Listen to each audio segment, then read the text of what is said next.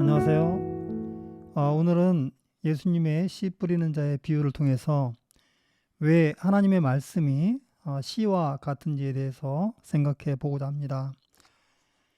이 비유에서 예수님은 하나님의 말씀을 씨에 비유합니다. 마가복음 4장 3절에서 예수님은 들으라, 씨를 뿌리는 자가 뿌리러 나가서 이렇게 말씀하시고, 또 4장 14절에는 뿌리는 자는 말씀을 뿌리는 것이라 이렇게 하십니다. 곧 하나님의 말씀이 씨와 같다고 하시는 것입니다. 하나님의 말씀은 어떤 점에서 씨와 비슷할까요? 말씀은 여러 가지 면에서 씨와 비슷합니다. 오늘 성경 공부에서는 특히 5가지 점에서 하나님의 말씀이 씨와 같음을 설명하고자 합니다. 이것들은 우리가 하나님의 말씀을 공부하는 데 있어서 반드시 기억해야 할 매우 중요한 것들입니다. 그 5가지란, 첫째, 씨는 하나님께로부터 온 것입니다. 둘째로, 씨는 그 안에 생명의 정보, 그 DNA를 품고 있습니다. 셋째로, 씨는 땅에 심겨져야만 비로소 성장하고 열매를 맺습니다. 넷째, 씨가 자라서 열매를 맺기까지는 시간이 필요합니다. 다섯째로, 오직 씨를 심은 땅에서만 열매를 거둘 수 있습니다. 당연한 말씀입니다. 이 5가지를 하나씩 생각해 보겠습니다. 첫째, 씨는 본래 하나님께로부터 온 것입니다. 창세기 1장 12절 말씀에 하나님이 가라사대 땅은 풀과 씨 맺는 채소와 또 각기 종류대로 씨 가진 열매 맺는 과목을 내라 하심에 그대로 되어 땅이 풀과 각기 종류대로 씨 맺는 채소와 또 각기 종류대로 씨 가진 열매 맺는 나무를 내니 하나님이 보시기에 좋았더라, 이렇게 말씀합니다.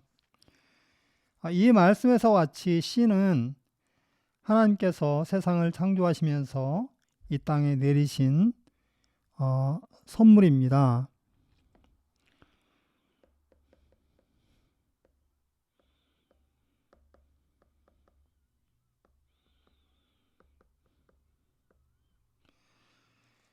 이 세상의 과학과 기술이 아무리 발전하더라도 이 작은 풀씨 하나를 만들어낼 수 없습니다. 우리는 다만 하나님께서 주신 이 창세로부터 받은 씨앗을 지금까지 이어받아서 사용을 하고 있는 것입니다. 하나님의 말씀도 마찬가지입니다. 디모데후서 3장 16절 말씀입니다. 모든 성경은 하나님의 감동으로 된 것으로 교훈과 책망과 바르게 함과 의로 교육하기에 유익하니. 이 말씀에서 같이 말씀은 하나님의 계시입니다.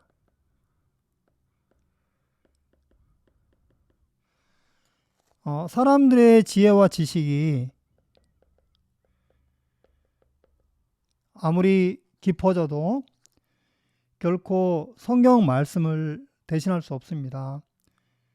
사람의 지혜로는 하나님의 말씀에 담긴 생명의 진리를 결코 생각해낼 수도 없고, 심지어 그것을 이해할 수조차 없습니다.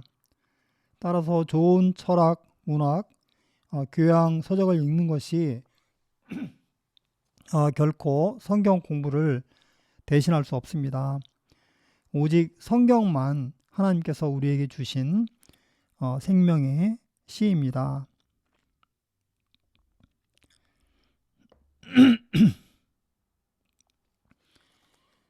둘째로 씨 안에는 그 안에 생명의 정보를 품고 있습니다. 씨가 자라면서 이 생명의 정보가 현실화되어서 싹이 나고 또 꽃이 피고 열매를 맺습니다.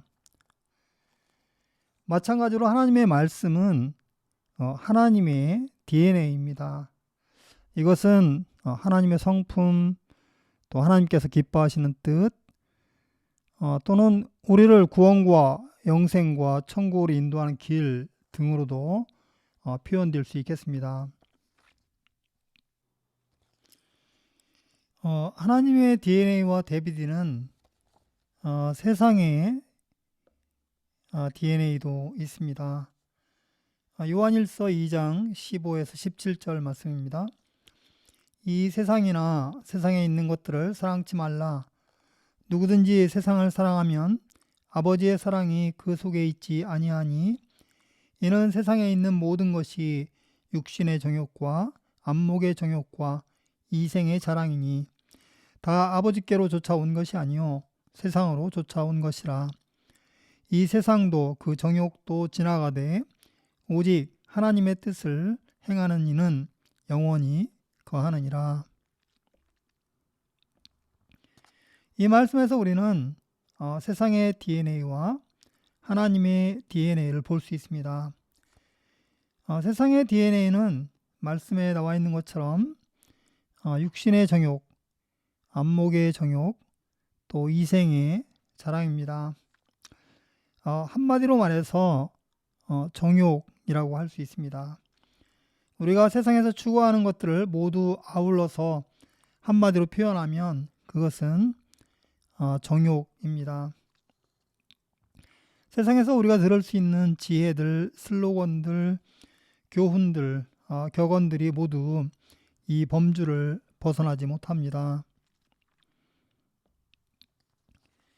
하나님의 DNA는 아버지의 사랑, 그리고 하나님의 뜻입니다. 한마디로 말해서 하나님 아버지의 사랑의 뜻,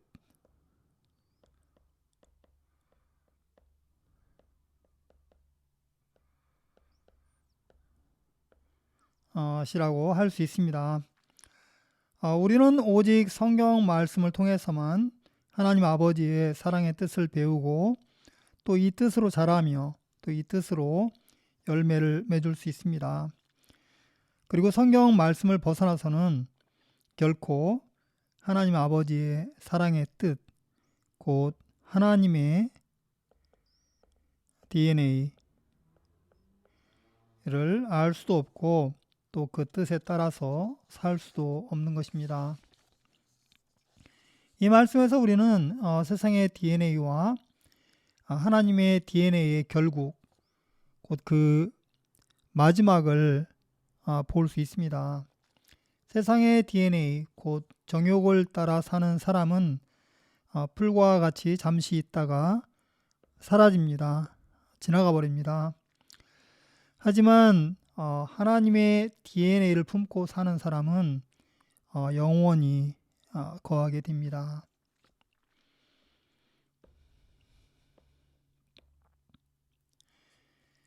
셋째로 씨는 땅에 심겨져야만 그 생명이 움트고 성장을 합니다. 마찬가지로 하나님의 말씀도 우리 마음속에 심겨질 때 비로소 그 안에 있는 비밀들이 드러나게 되는 것입니다. 심겨지지 않은 씨는 그저 작고 볼품없는 알갱이에 불과합니다. 우리가 주머니 속에 아무리 많은 씨를 갖고 있다고 하더라도 그것들이 이 밭에 뿌려지지 않으면 아무 일도 일어나지 않습니다. 마찬가지로 하나님의 말씀도 그것을 우리 마음에 심지 않는다면 그냥 책에 쓰여져 있는 의미 없는 글자들에 불과합니다. 하지만 하나님의 말씀을 우리 마음에 심고 또 이 말씀을 믿고 매일 묵상하면 그리고 말씀에 대한 우리의 이해를 새롭게 하면 이 말씀이 우리 안에서 조금씩 이렇게 자라기 시작합니다. 그리고 이 말씀이 이렇게 커져서 큰 나무가 되어 우리의 삶을 다스립니다. 그리고 또 우리 인생의 마지막에 열매를 맺게 되는 것입니다. 우리에게는 이 두 가지 성경이 있습니다. 책상 위에 펼쳐져 있는 성경과 또 내 마음 속에 들어있는 성경입니다. 책상 위의 성경책은 마치 뿌려지지 않은 씨와 같습니다. 진정한 성경 말씀은 오직 내 마음 속에 심겨져 있어서 내 마음에 등불이 되고 또 나를 진리와 생명으로 인도하는 말씀입니다.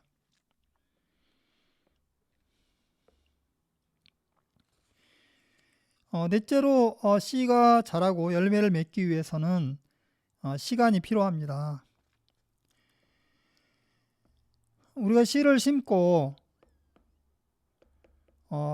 그 다음날 아침에 나가서 보면 밭에 변한 것이 아무것도 없습니다.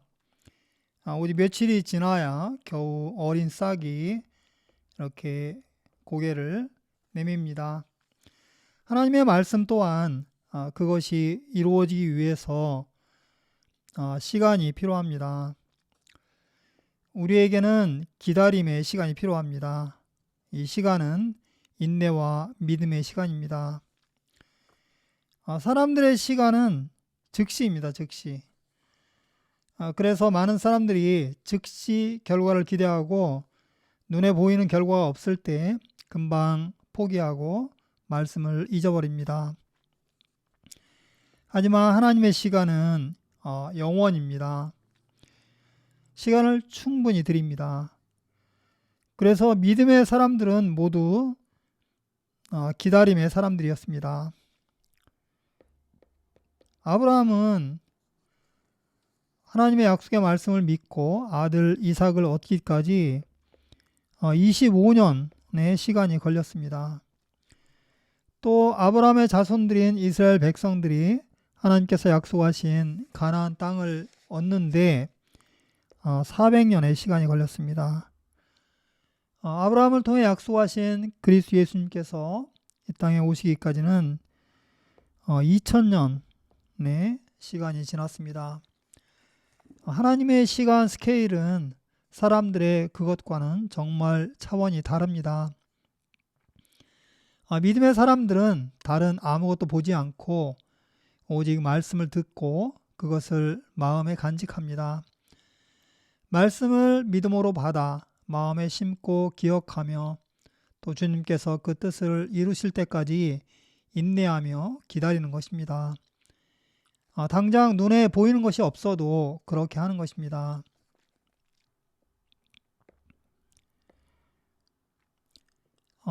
마지막으로 오직 씨를 심은 땅에서만 열매를 거둘 수 있습니다.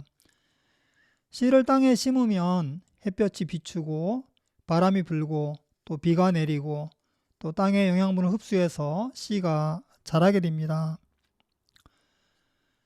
하지만 씨를 심지 않은 밭에서는 아무리 날씨가 좋고 땅이 기름지더라도 아무것도 일어나지 않습니다. 성령의 역사도 마찬가지입니다. 우리는 성령께서 내 안에 임하셔서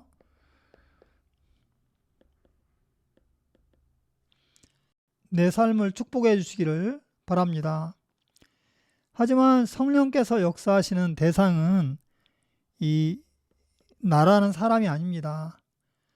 성령께서 역사하시는 대상은 내 안에 심겨져 있는 이 말씀입니다. 그래서 만일 내 안에 이 말씀이 없으면 성령께서 오셔도 하실 수 있는 일이 전혀 없습니다. 이는 마치 씨가 뿌려져 있지 않은 밭에 햇볕이 비추고 비가 내리는 것과 같습니다. 씨가 없으면 아무 일도 일어날 수 없겠죠. 요한복음 14장 26절에 예수님께서 이렇게 말씀하십니다.